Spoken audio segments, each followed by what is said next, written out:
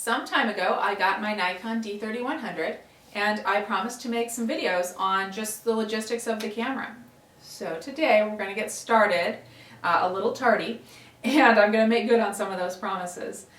Today we're going to look at just the body of the camera and what all of the buttons and dials and everything do. So let's take a closer look. Here's the front of the D3100. Right in the middle you can see that I have the 35mm lens on the camera. Over on this side there's a little light, and that is the autofocus assist illuminator. It also flashes when you have the self-timer on, and it's also the red eye reduction lamp. Moving to the other side, we have a few buttons. Down on the bottom we have the lens release button. You just press that and twist your lens to change lenses.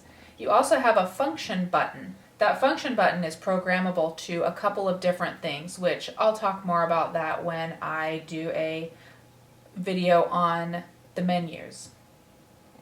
And then right above that you have the button that will not only pop up the flash like so, but when you have the flash popped up, you also press this to use the flash compensation. You press this along with another button which is on the top of the camera. I'll show you that in just a minute.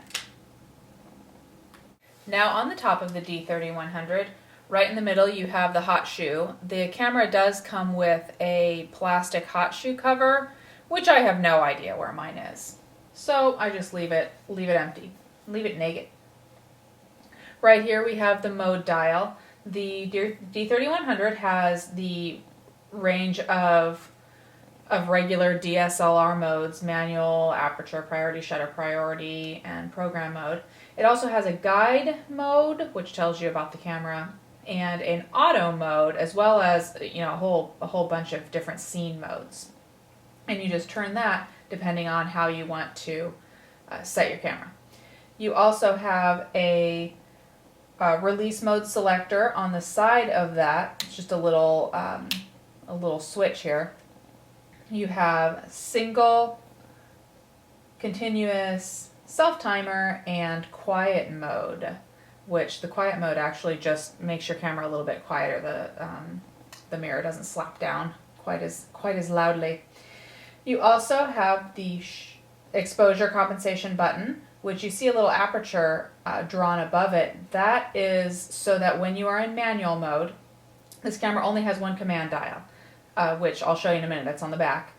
But the command dial is where you tell the camera what shutter speed you want, but then when you press this exposure compensation / aperture button, you press that and turn the command dial, and you can also choose your aperture.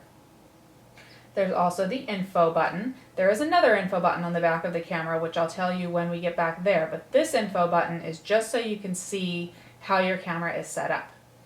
And of course you have your on-off switch right here and your shutter release button.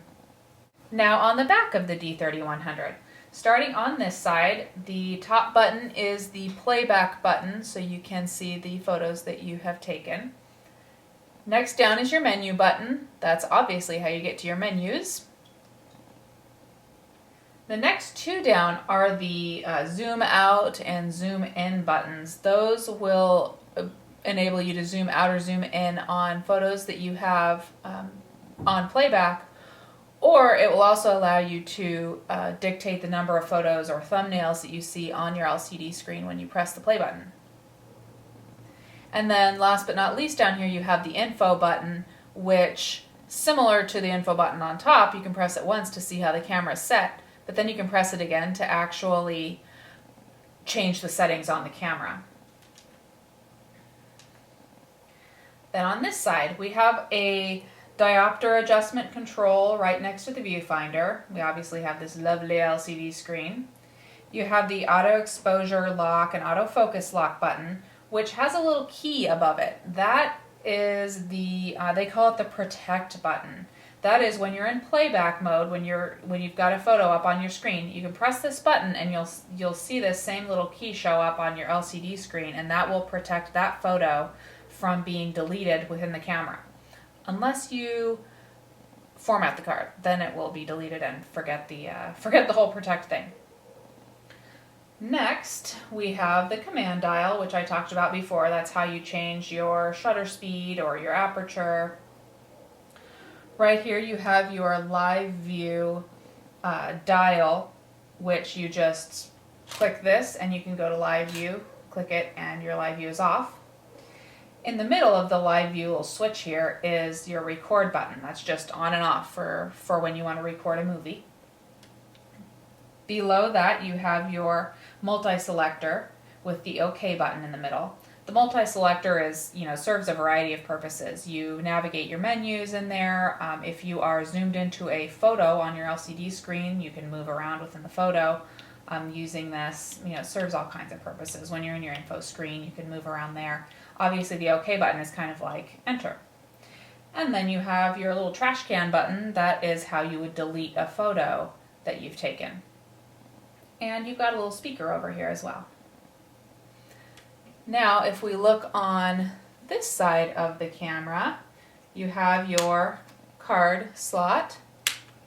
And then on the other side of the camera, you have a little rubberized door here, which will enable you to get to a number of cable connectors. Last but not least, on the bottom of the camera, you have your battery door right here. The D3100 is super small and light. To give you an idea of how small it is, I took off the lenses of my D3100 and my D300S. They're all naked, and here they are next to each other. The D300S is definitely significantly bigger than the D3100 and, a bit heavier. So it's teeny tiny. And that's it. That is everything you wanted to know about the Nikon D3100 body. I will be rolling out some other videos on the D3100, like, the menus and stuff like that. So keep your eyes peeled for those. But in the meantime, let me know if you have any questions.